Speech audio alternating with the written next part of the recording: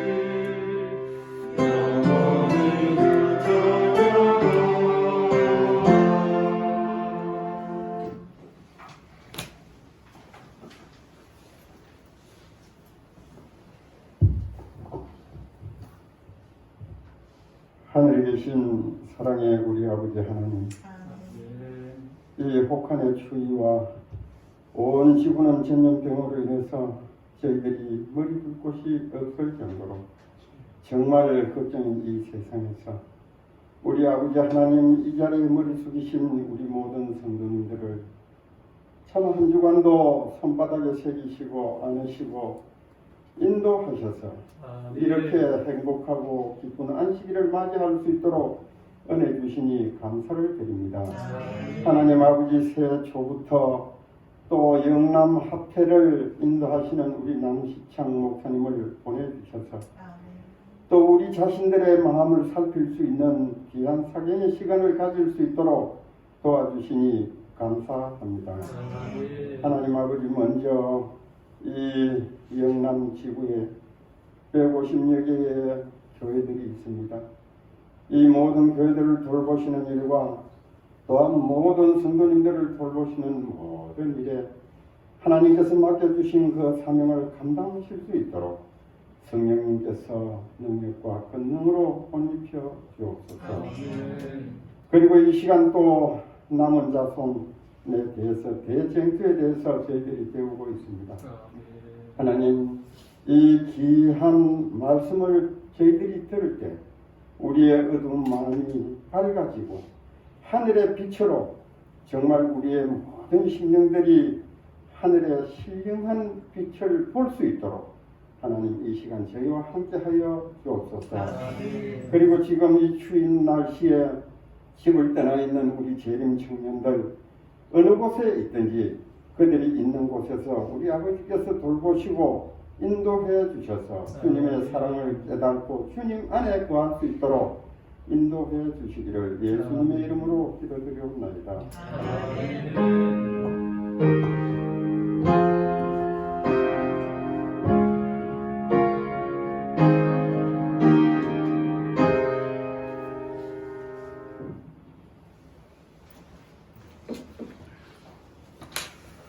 감사합니다. 오늘 지난해 두 번째 시간 우리 남시창 목사님 남은 자손과 선악의 대쟁투 두 번째 시간 갖도록 하겠습니다. 따로 소개 안 해드려도 잘 아시죠? 네. 부산병원에서도 또 근무하셨고 개인적으로는 저를 좀 사랑해 주셔가지고 제 처남을 또 중매를 가가지고 중매를 해주셔서 아주 행복하게 좀 잘 살고 있습니다. 아, 네. 근데 우리 목사님의 아들은 아직 결혼을 안 해서 지금 많은 기도를 부탁드리겠습니다. 둘째 찬미 259장 찬미 후에 목사님의 두 번째 말씀 들어가겠습니다.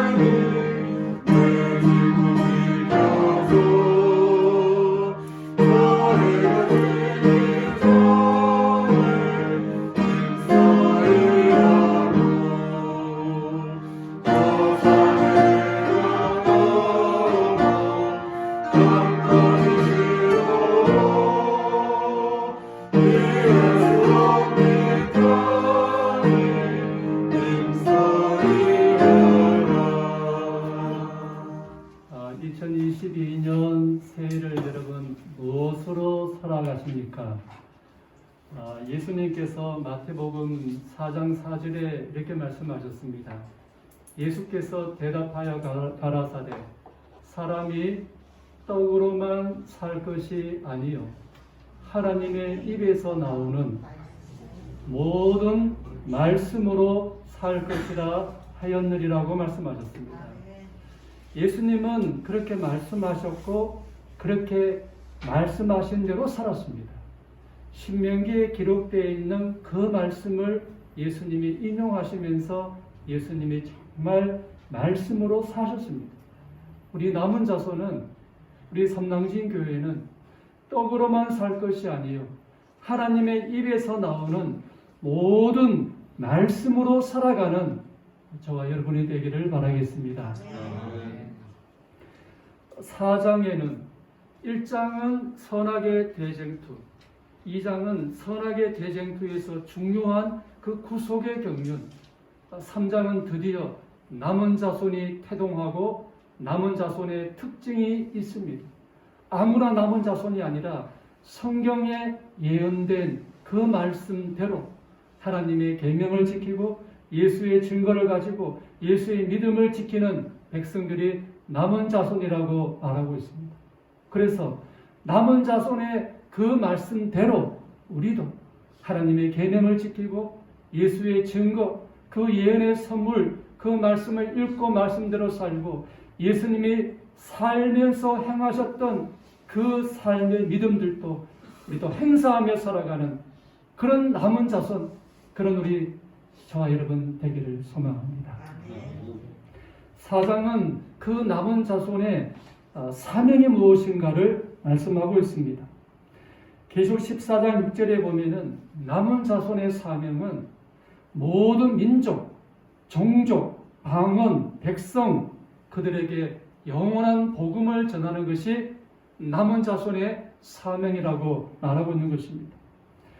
여러분, 남은 자손은 성경에 기록된 남은 자손은 항상 그 남은 자손의 사명이 있었습니다.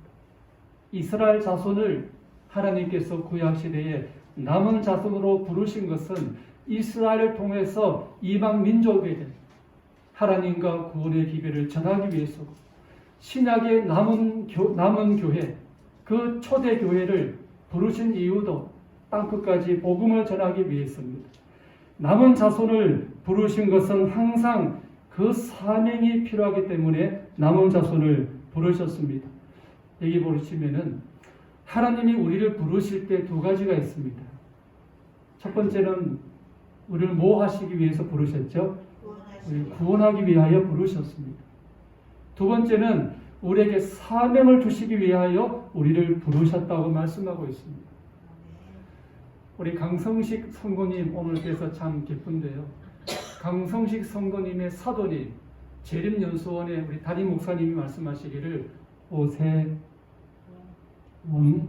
교장 선생님.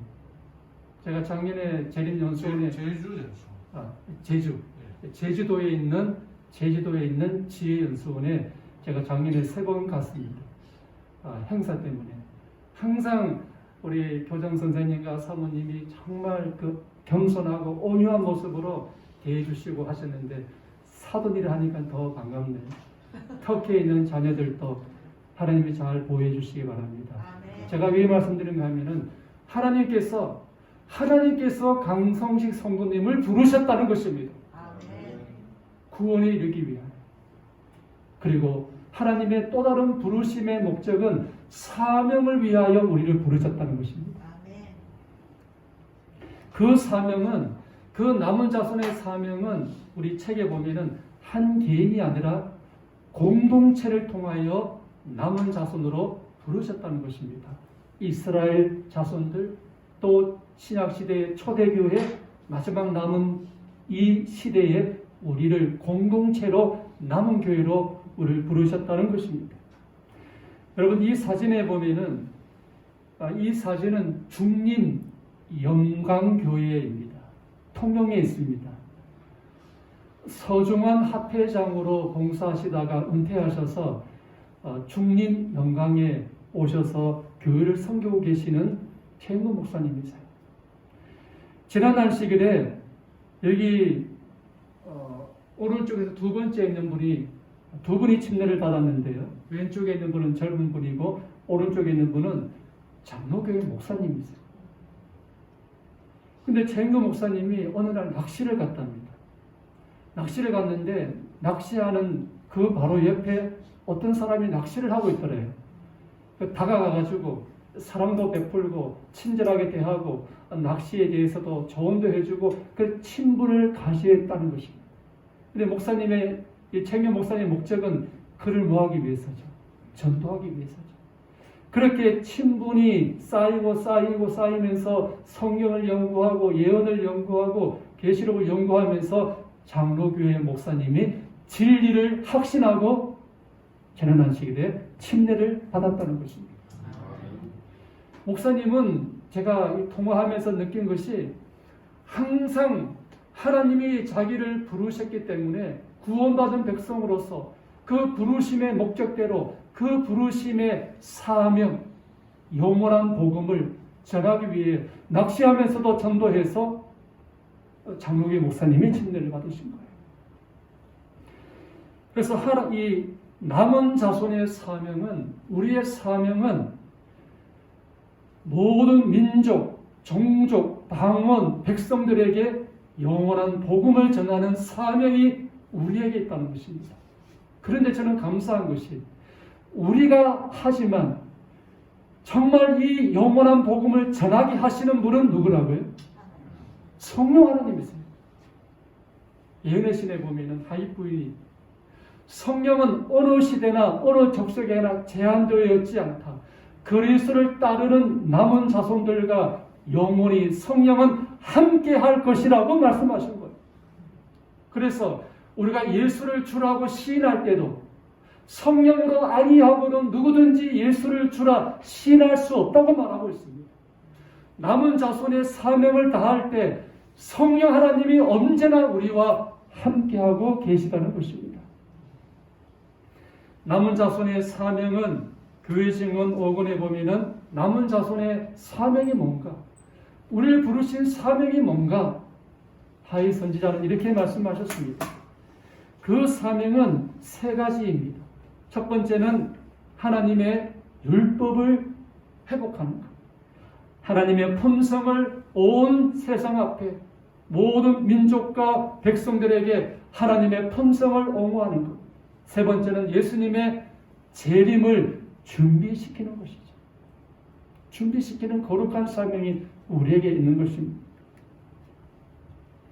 하나님께서는 지상에 우리 이정규 장로님 한번 보시겠습니다. 하나님께서는 지상의 첫째가는 구별된 백성 한 소회를 갖고 계신다. 그들은 진리를 가르치는 일, 곧 하나님의 율법을 옹호하는 일에 그 누구보다도 뛰어난 능력을 갖추고 있다. 네, 남은 자손의 사명은 첫 번째가 무너진 하나님의 율법을 다시 수보하고 길을 수축하고 하나님의 이 무너진 율법을 거룩한 하나님의 안식일을 옹호하고 회복하는 것이 남은 자손의 사명이라는 것입니다. 인간에 의하여 안식일이 변경되었을 때 율법에 생긴 무너진 부분이 보수되어야 한다. 그들은 무너진 데를 수보하는 자요, 무너진 율법을 수보하는 자요, 길을 수축하여 거할 곳이 되게 하는 자가 되어야 한다라고 했습니다. 두 번째는 하나님의 품성을 옹호하는 것입니다. 제가 아까 처음에 시작할 때 이 세상이 어둠으로 쌓였다고 말했습니다. 예내신에 보면은 이 세상을 덮고 있는 어두움은 하나님께 대한 오해의 어두움이다. 하나님의 품성은 잘못 이해되고 그릇 해석되고 있다라고 말하면서 선지자는 말씀하기를 우리의 온 생애와 삼랑진교회 성도들의 생애와 그 품성을 통하여 사람들에게 하나님의 사랑의 품성을 옹호하는 것이 남은 자손의 사명이라고 말하는 것입니다.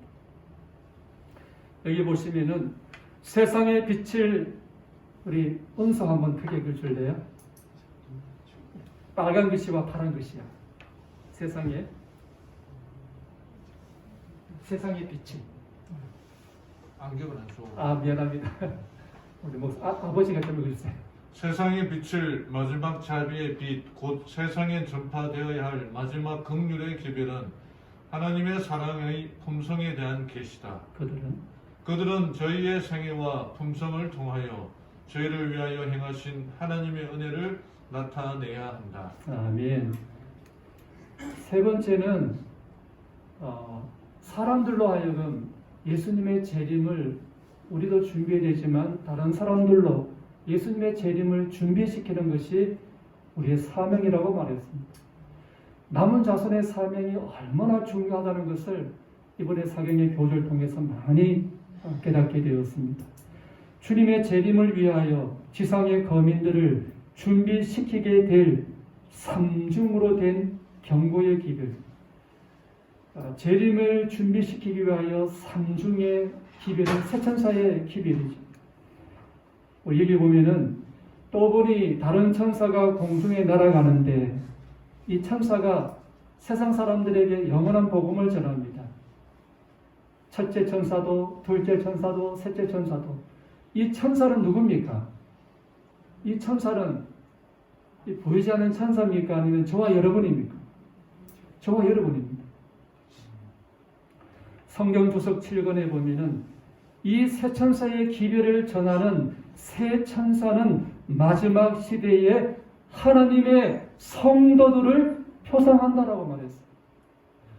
첫째 천사가 날아가면서 하나님을 두려워하며 영광을 돌리라, 밥을 내서 나오라. 또 세 번째 천사의 기별, 이 세 천사는 영원한 복음을 세상 사람들에게 전한 이 세 천사는 바로 저와 여러분인 것입니다. 남은 자손인 것입니다. 세 천사의 기별은, 첫째 천사의 기별은 여러분 다 알고 계십니다. 첫째 천사의 기별은 하나님을 두려워하며 누구에게 영광 돌리라 했습니까? 하나님을 두려워하며 그에게 영광을 돌리라. 이는 그의 심판하실 시간이 이르렀으니 하늘과 땅과 바다와 물들의 근원을 만드신 하나님을 경배하라입니다. 세상 사람들에게 여러분, 피조물이 창조주를 경배해야 합니다. 근데 피조물을 경배하고 있어요. 사람이 돌에다가, 사람이 신일단지에다가 피조물을 경배하는 이 세상이 되었어요. 피조물은, 이 세상 사람들은 하늘과 땅과 바다와 물들의 근원, 우리를 만드신 하나님을 경배하라고 전하는 것이 우리의 사명이라는 것입니다. 저희 어머니는 절을 다니셨습니다. 불교신앙이었습니다. 제가 안동시 안개동에 사는데 바로 위에 석수암 절이 있습니다. 제 이름을 거기다 올렸습니다. 중학교 때 검은 교복 입으면은 이 안에 부적이 몇 장씩 항상 있습니다. 장남 아들 지켜달라고. 근데 제가 신학을 공부하고 공화교에서 목회를 했습니다. 어머니가 하나님을 믿게 해달라고, 어머니가 창조주 하나님을 믿게 해달라고 기도를 계속했습니다. 가족 전도가 쉽지 않더라고요. 근데 어느 날 어머니가 전화가 왔습니다. 빨리 안동에 와보라고. 갔더니만은 어머니가 풍이 왔습니다. 입이 돌아갔습니다. 말씀하셔도 말씀이 발음이 정확하지가 않고 침을 흘리고 밥을 드시면 흘러요. 그래서 옛날 어르신들 대추나무 Y자 꺾어가지고 이 입이 돌아갔는데 Y자 대추나무 입에다 걸치고 돌아오라고 이렇게 하시는 거예요. 안 되는 거예요. 회복이 안 돼요. 또 뭐 한방 양방 다 해도 되지 않아요. 어머님이 그제서야 뭐라고 하신가 하면은 저희 집에서 안동교회까지 가깝습니다. 내가 교회를 다니겠다. 그리고 교회를 다니기 시작했습니다. 6개월이 지난 다음에 그 돌아갔던 입이 다 완전히 돌아오고 회복이 됐어요. 정명수 목사님께 강가에서 침례를 받고 집사님이 되시고 매일 아침이면 어머님이 기도하는 방에 가셔서 장남인 저를 위해서 먼저 기도하고 제 이동생 20년 전에 유방암이었습니다. 하나님의 은혜로 하나님이 치료해 주셔서 20년이 지났지만 지금 건강하게 살아가는 영생에서 기도하시고 어머님이 하늘과 땅과 바다와 물들의 근을 만드신 하나님을 경배하는 것이 너무나 하나님의 은혜입니다. 제가 연말기도주일 강사로서 그 말씀을 전할 때 제가 그 이야기를 준비했다가 하지 못했습니다. 그렇게 건강하셨고 어떤 일이 있어도 바깥에 일하다가 화요일날 시간 되면 금요일 되면 안식되면 코로나 이전이죠. 그때 택시 타고 교회 갑니다. 어머니의 두 가지 소망은 어떤 일이 있어도 안식일에 교회 가는 것. 두 번째는 어떤 일이 있어도 믿음으로 살다가 재림하실 때 주님을 맞이하는 것이 어머니의 소망이었습니다. 지금은 다치시고 치매도 약간 오시고 일어앉지는 못하세요. 안동 요한병원에 계세요. 제가 내일 이제 이렇게 비대면으로 유리창으로 이렇게 어머니를 면회하기로 했었는데 어머님이 가끔은 저를 알아보시기도 하시고 가끔은 잘 모르세요. 그러나 분명한 것은 어머님이 창조주 하나님을 믿고 계시고 재림하시는 날 어머님이 우리 주님을 만날 그 소망을 갖고 계신 것에 대해서 너무나 감사한 것입니다. 이 세상 사람들에게 전하는 기별이 뭔가 하면은 피조물이 아니라 피조물 우리가 하나님을 창조주를 경배하라는 것이 우리가 전해야 할 기별이고 그것이 중요한 우리의 삶인 것입니다. 둘째 천사의 기별은 바벨론입니다. 우리 다 압니다. 예언의 신에 보면은 바벨의 뜻은 둘째 천사의 기별은 바벨론에서 나오랍니다. 그 바벨론은 혼잡이죠. 섞인 것이죠. 진리와 오류, 하나님의 말씀과 유전과 세상의 그 사상이 혼잡된 것이 바벨론입니다. 여러분 안식일, 성탄절, 부활절 모든 것들이 성경과 이교의 교리가 혼잡된 것들입니다. 거기서 나오라는 것입니다. 둘째 천사의 길을 보면은 진노의 포도주로 먹이던 자로다 거기 둘째 천사의 길이 나옵니다. 그 포도주는 뭔가 하면은 예내실에 보면은 거짓된 교리죠. 거짓된 교리. 이런 교리죠. 그래서 바벨론 속에 있는 거짓된 교리, 거기서 나오라는 것이 우리가 전해야 할 둘째 전사의 기별인 것입니다. 여기는 네팔입니다. 네팔의 선교사 훈련학교입니다. 우리 재림교회 청년들이 여기서 훈련하고 파송됩니다. 네팔의 재림교회 청년들 선교사 파송식입니다. 안식일에 예배드립니다. 우리 여기 한국에 우리 목사님하고 사모님이 이곳에 가셔서 복음을 전하고 있습니다. 근데 어느 날 일단의 이 무리들이, 이분들이 선교사 훈련학을 찾아왔어요. 누구십니까? 물어보니까 이분들은 아주 신실하게 일요일을 지키는 사람들. 근데 어느 날 성경을 보니까는 성경 어디에도 일요일을 기억하여 지키란 말이 없는 거예요. 252번이나 성경에는 안식일을 기억하여 거룩히 지키라. 성령을 통하여 안식을 깨닫고 스스로 이분들이 찾아왔어요. 훈련학교에. 성경을 연구하고 난 다음에 이분들이 다 침례를 받고 남은 자손이 된 것입니다. 바벨론에서 그들이 나온 것이죠. 근데 지금은 여러분, 우리가 전도해서 나오기도 하지만 지금은 진리의 성령이 너희를 모든 진리로 인도하시리니 성령께서 바벨론 속에 있는 백성들 지금 인도하고 계시다는 것입니다. 여러분, 작년에 코로나가 심했습니다. 2021년 3박 4일 전도회를 선교사 훈련학교에서 했습니다. 그 코로나 가운데서 전도를 했습니다.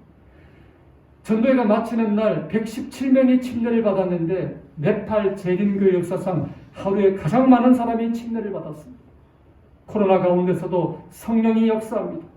그들에게 준 선물이 성경 찬미가 정로에 기다립니다. 우리가 전하의 기별은 바벨론 속에 있는 백성들에게 거기서 나오라는 것이 남은 자손의 두 번째 사명인 것입니다. 세 번째 남은 자손의 사명은 뭘 받지 말라 했습니까? 누구든지 짐승과 그의 우상에게 경배하고 이마와 손에 표를 받지 말라 그랬습니다. 이렇게 설명하고 있습니다. 짐승의 표를 받지 말라 그랬습니다. 짐승의 표가 뭔가? 이렇게 말하고 있습니다. 법률로, 나라의 법률로 일요일을 강제적으로 준수하게 하는 것. 지금은 아니죠. 나라가 법률을 정해서 일요일날 다 문 닫고, 일요일날 다 문 닫고 강제적으로 일요일을 준수하는 것이 짐승의 표입니다. 짐승의 표란 하나님께서 제정하신 날 대신에 세상 사람들이 받아들일 법안권이 제정한 안식을, 일요일을 의미하는 것입니다. 근데 여러분, 지금 이제 방역 패스합니다. 백화점도 이 접종을 다 해야만 들어갈 수 있죠. 근데 서울에는 거부를 해서 서울에는 백화점도 들어갈 수 있답니다. 그러나 지방은 접종하지 않으면은 방역 패스가 없으면 들어갈 수가 없죠. 이제 식당에도 접종하지 않으면 들어갈 수가 없죠. 마트까지도. 살 수가 없죠. 마트 가서 살 수가 없죠. 매매를 할 수 없죠. 여러분, 이것이 일요일 휴업령은 절대로 아닙니다. 아닙니다. 그러나 이걸 제가 보면서 마지막 시대에 짐승의 표가 강제적으로 나라에서 강제적으로 법률로 일요일을 준수하게 하는구나. 이걸 보면서 진정을 정말 그 일이 일어나겠구나. 이것이 그건 아니지만 이걸 보면서 미래를 바라볼 수 있는 거예요. 그래서 우리는 모든 사람에게는 나는 사람보다 하나님을 순종할 것인가 하는 시험이 이루어올 것이다. 그래서 짐승의 표를 받지 말라. 이것이 우리의 사명이라고 말하고 있습니다. 남은 자손의 사명은 하나님의 율법을 옹호하고 품성을 옹호하고 재림을 준비시키는 것입니다. 여기 보시면은 평택에서 보셨죠? 평택에서 물류센터에서 화재가 나서 소방관들이 그 잔불이 있을까봐 또 확인차 들어갔다가 3명이 안타깝게 생명을 잃었습니다. 평택 냉동창고 공사장 하재 소방관 3분이 참 안타깝게 생명을 잃었습니다. 저는 이 모습을 보면서 정말 그 불길 속에도 뛰어들어가는 이 소방관들의 사명감을 보았습니다. 자기 생명을 잃을 수도 있는데 그 불길 속에 뛰어들어가서 그렇게 인명을 구하고 그 사명을 하는 모습을 보면서 많은 것을 생각했습니다. 우리 남은 자손의 사명, 우리가 부족하지만 성령으로 말미암아 이 사명을 우리가 하는 저와 여러분 되었으면 좋겠습니다. 이 제5장은 재림전 조사심판, 많지만 아주 핵심적으로만 준비했습니다. 재림전 조사심판. 우리 이정규 장로님, 장로교회나 개신교는 조사심판이 있습니까 없습니까? 없죠. 우리 교회만 갖고 있는 독특한 핵심적인 교리가 조사심판입니다. 재림전 조사심판입니다. 이겁니다. 재림전 조사심판은 죽은 자들 가운데서 누가 그리스도 안에 죽었고 누가 첫째 부활에 참여하는지, 살아있는 우리가 누가 그리스도 안에 살아가고 있고 누가 하나님의 계명과 예수의 믿음을 지키고 있는가를 조사하는 것이 조사심판이라고 지금 기본교리에 기록하고 있습니다. 여기 보면은 기본교리에 조사심판은 죽은 자 중에 누가 그리스도 안에서 잠자고 있으며 그러므로 그리스도 안에서 첫째 부활에 참여하기에 합당한가를 하늘의 주민들에게 계시해준다. 그것은 또한 살아있는 자들 가운데 누가 그리스도 안에 있으며 하나님의 계명과 예수의 믿음을 지키고 있고 그러므로 그분의 영원한 나라에 들어가도록 승천할 준비가 되어 있는지 분명히 알려준다 그랬습니다. 이게 조사심판이라고 했습니다. 책에 보면은 이 심판이란 말이 많이 나옵니다.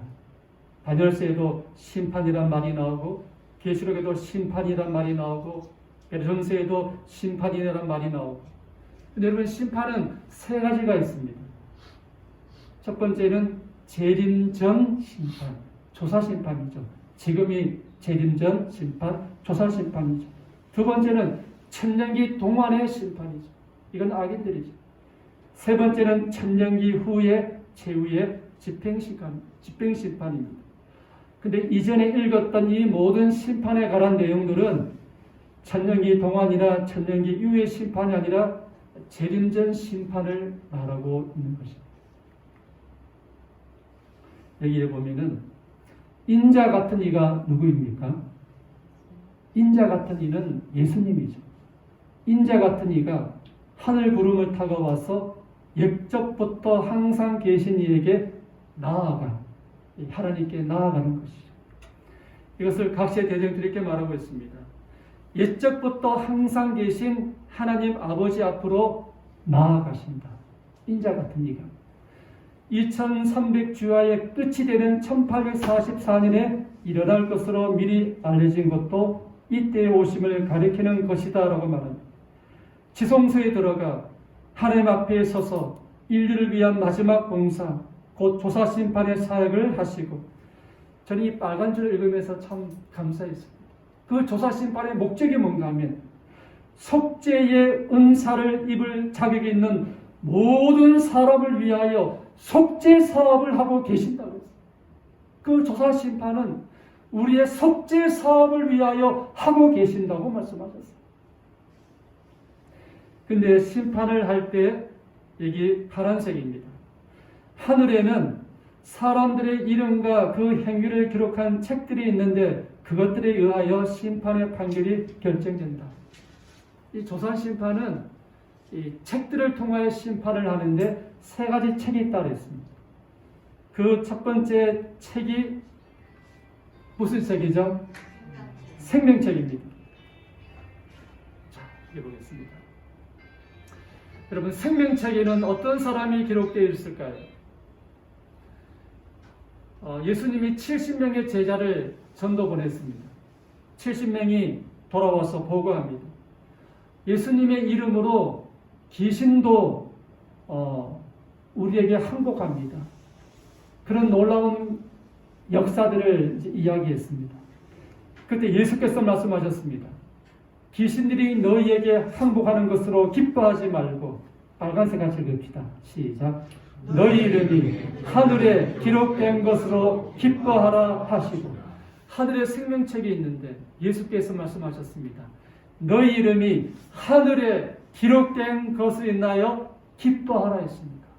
여러분, 저와 여러분의 이름이 하늘 생명책에 기록된 것을 인하여 여러분 기뻐하십시다. 우리의 이름이 하늘나라 생명책에 기록되어 있다는 것입니다. 여기 바울이 말했습니다. 나의 동역자들을 도우라.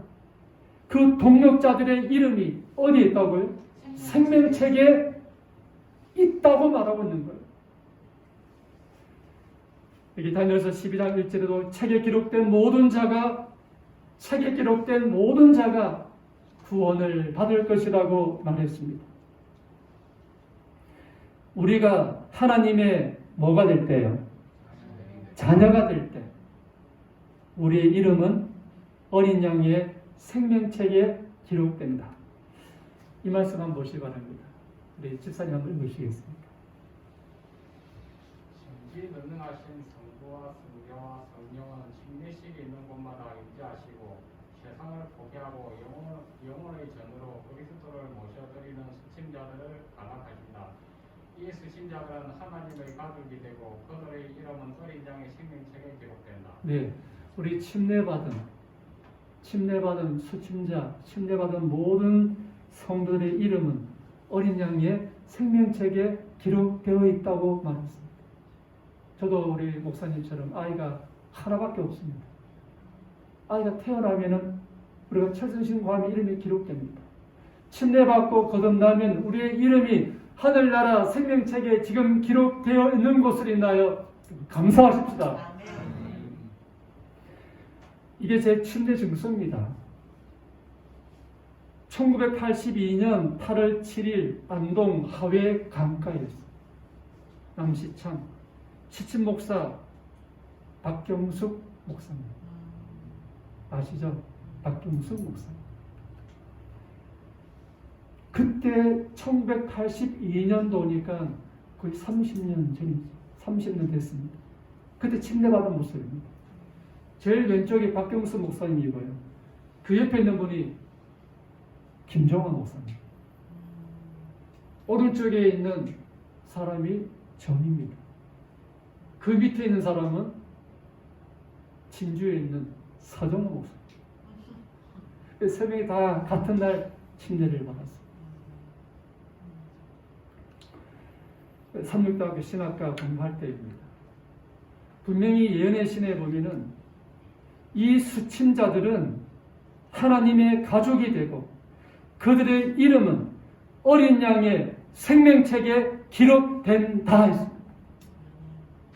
저는 참 부족하고 7번 넘어지는 연약하고 썩은 새끼처럼 끊어지는 의지가 약한 연약한 사람이지만은 그럼에도 불구하고 하나님의 은혜로 어린 양의 생명책에 이름이 기록되어 있음을 인하여 하나님께 감사를 드립니다. 그리고 여기 보겠습니다. 우리 같이 읽어볼까요? 시작. 이기는 자는 이와 같이 흰옷을 입을 것이요 내가 그 이름을 생명책에서 결코 지우지 아니하고 그 이름을 내 아버지 앞과 그의 천사들 앞에서 시인하리라. 아멘 하십시다. 이기는 자는 그 이름을 생명책에서 결코 지우지 아니하고. 여러분, 우리가 이 세상을 살아갈 때 어려움이 오고 고난이 오고 힘들어도 선악의 싸움에서 여러분 항상 성령을 통하여 이기십시다. 승리하십시다. 이렇게 말하고 있습니다. 우리 강성기 선고님 읽을 수 있겠습니까? 참고 순종하며 고난을 견디고 이긴 모든 사람들의 이름을 하나님은 생명책에 기록해 두실 것이다. 아멘. 참고 순종하며 고난을 견디고 이긴 모든 사람의 이름은 생명책에 두실 것이다. 하나님을 변함없이 섬겨온 모든 사람들이 이미 기록되어 있다. 두 번째는 기념책입니다. 여기 보시면요.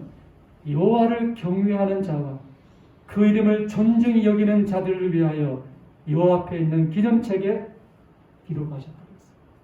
여호와를 경외하고 여호와의 이름을 존중히 여기는 저와 여러분의 이름이 기념책에 기록되어 있다고 말씀하셨습니다. 제가 여기 삼랑진 교회에 가끔 자주 옵니다. 예전에 왔을 때는 강우가 여기 앉아가지고 반주를 잘했어요. 우리 삼랑진 교회의 모든 성도들이 여호와를 경외하고 그 이름을 존중히 여기는 삼랑진 교회의 모든 성도들 이름이 생명책과 기념책에 우리의 이름이 기록되어 있다는 사실을 믿고 그렇게 기뻐하며 사십시다. 제가 예내신에 있는 말씀과 이 책을 보면서 기념책에 기록되는 사람들은 일을 한 사람들인데 여러분 다 아시지만 제가 강조하고 싶은 말은 이거였습니다. 하나님의 기념책에는 의로운 행위가 빠짐없이 영원히 기록된다. 그 다음 파란색입니다. 부드러운 자비로 표현한 말 한마디. 제가 왔을 때 여러분들이 저에게 해주신 부드러운 자비로 표현한 말 한마디, 성도와 성도끼리 해주었던 부드러운 그 표현의 말 한마디도 기록된다고 했습니다. 그리고 그 다음에 있는 이 말씀, 하나님 앞에는 기념책이 있는데 무슨 말입니까? 믿음에서 나오는 말. 저는 이 글을 읽고 참 많은 결심도 하고 감동받았습니다. 그래, 아무리 어떤 어려움이 와도 어떤 고난이 와도 항상 믿음의 말을 하자. 어떤 문제가 닥쳐도 항상 힘들어도 아버지 항상 믿음의 말을 하게 해 주시옵소서. 저 가나안 땅이 견고한 성이 있어도 10명은 우리는 그들에 비해서 메뚜기다 하고 이길 수 없다 하지만 그것을 정복하기 어려울지라도 믿음의 말, 여호와가 우리와 함께 하시니 그들은 우리의 발이라고 믿음의 말, 우리 한 해 살아가면서 항상 우리 입에서 믿음의 말만 하시기를 바랍니다. 제 책은 우리가 알고 있는 우리의 모든 죄들이 기록되어 있는 책이죠. 그런데 재림전 조사 심판의 대상은 성도입니다. 악인이 아니고 성도만 심판하는 것입니다. 그래서 하나님의 집에서 심판을 시작합니다. 하나님의 집, 성도의 집. 재림전 조사 심판이 필요한 목적은 참 저는 읽으면서 너무 감사했습니다. 조사 심판의 목적이 뭔가 하면은 죄의 용서와 함께 그 죄 자체를 뭐합니까? 도말하는 것입니다. 그 죄를 완전히 도말하는 것입니다. 두 번째는 우주 앞에 공개되는 심판입니다. 하나님께서는 오직 진심으로 회개한 자들에게만 그분의 나라를 허락하신다는 확신을 심어주는 근본적으로 우주를 위해 행하시는 심판입니다. 이 조사 심판을 통하여 우주 앞에 회개한 사람들에게 용서와 구원을 주는 것을 온 우주 앞에 보여주는 것이 조사 심판의 목적이라고 했습니다. 시입니다. 시 제목만 한번 같이 읽어봅시다. 제목만. 시작. 구원을 확정하는 시입니다.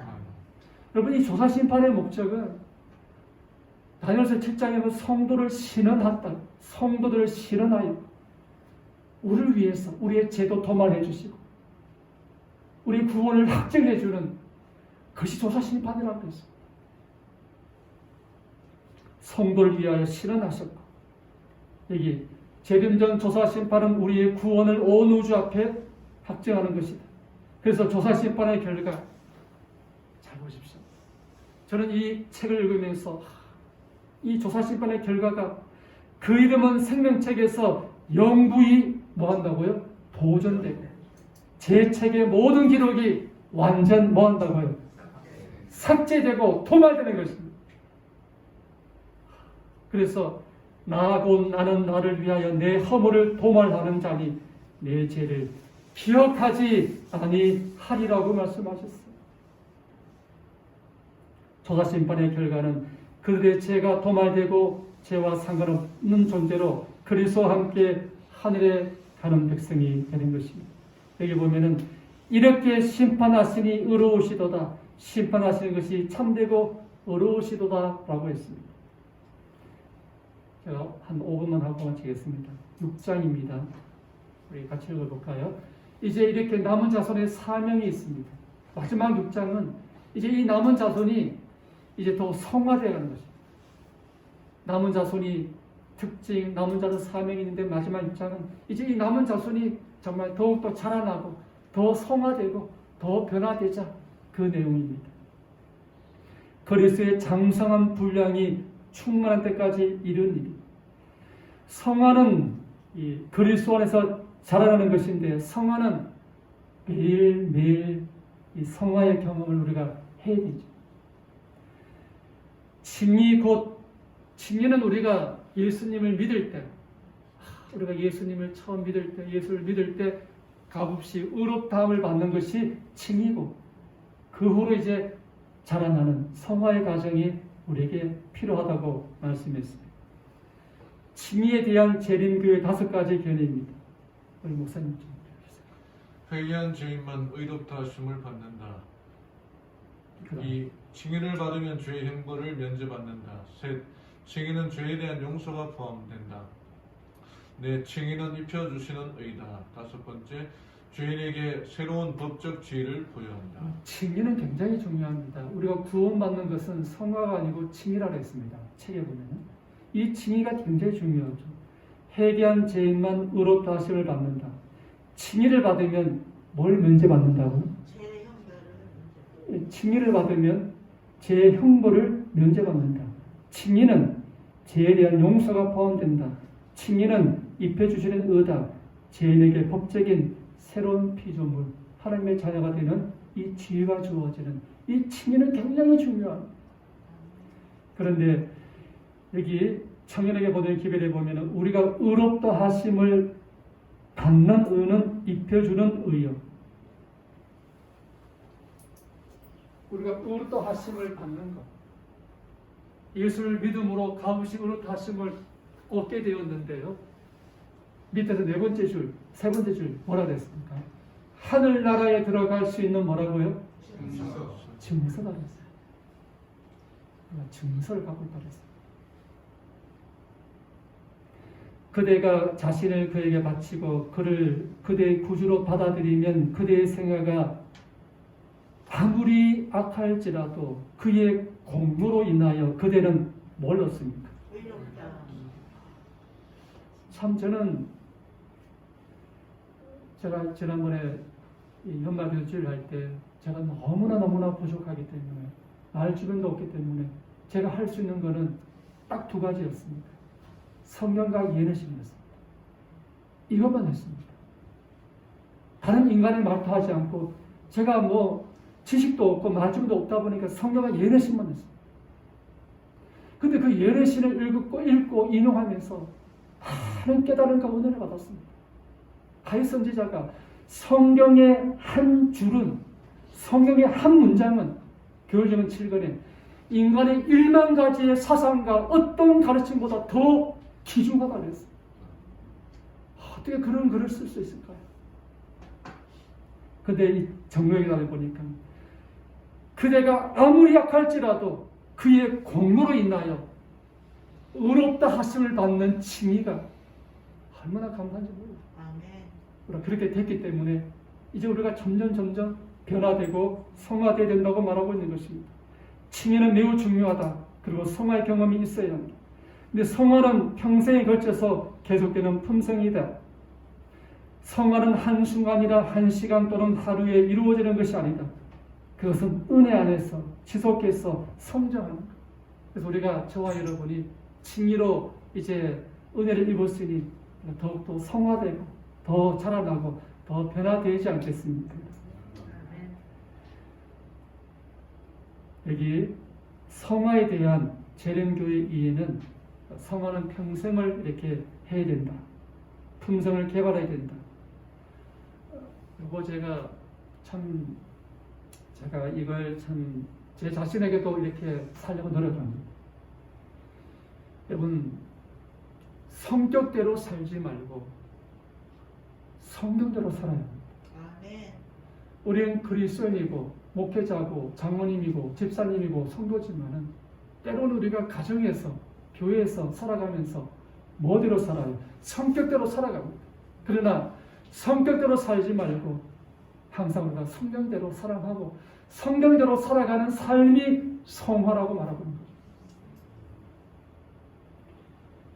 그래서 성화는 구원을 확정짓는 기준이 아니다. 구원을 확정짓는 것은 성화가 아닌 칭의다라고 말하고 있습니다. 그래서 우리가 칭의가 은혜를 얻었기 때문에 성화되라고 말씀하고 있습니다.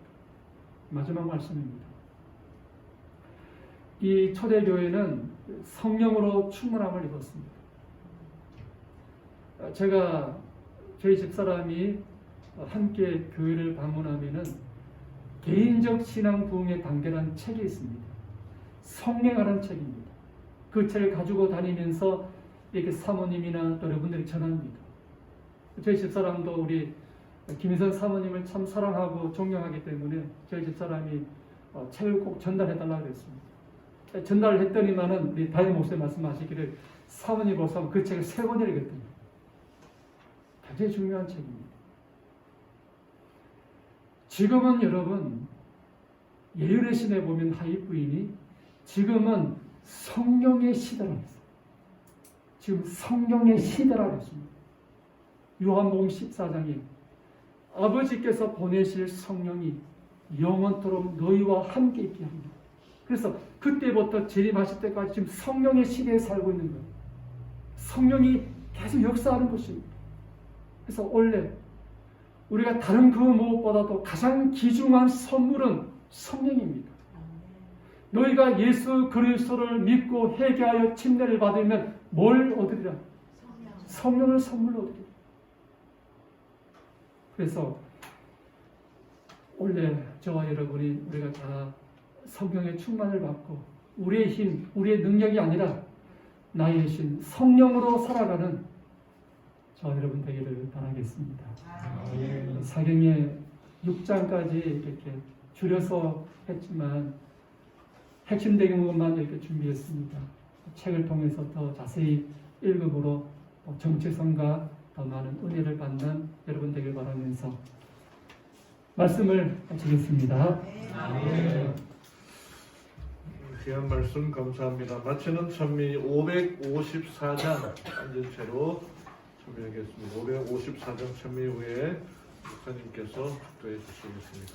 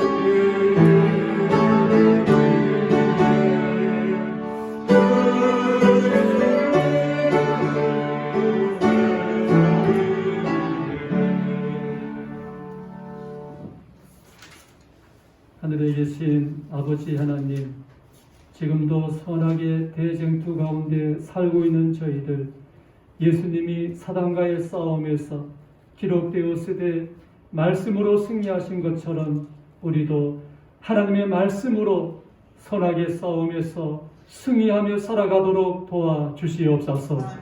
하나님의 계명을 지키며 예수의 믿음을 지키며 살다가 선악의 싸움이 끝나는 날 우리 주님을 만나고 우리 모두가 하늘에 입성할 수 있도록 아버지 도와주시옵소서.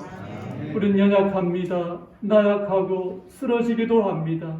그러나 보혜사 성령이 우리 곁에서 도와주시고 인도해 주셔서 우리 모두가 재림의 그날 주님 앞에 백성으로 서고 우리 주님을 영광 가운데 대변할 수 있도록 도와주시옵소서.